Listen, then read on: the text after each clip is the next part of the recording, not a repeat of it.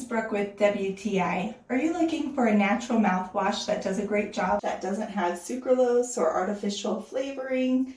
Well, this mouthwash is amazing because not only does it fight cavities, but in a very natural way, because I love the ingredients in this, such as tea tree oil.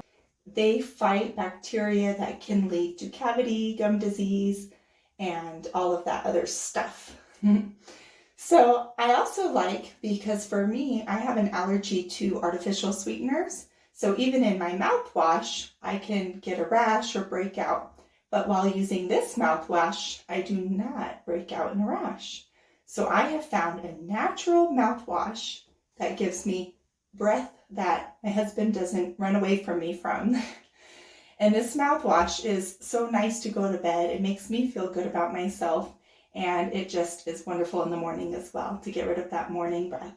And it also has the added bonus of whitening.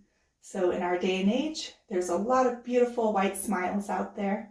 And if you want to add a little whitening into your mouthwash, your routine, to keep up with maintenance and keeping your teeth white, this is a wonderful option.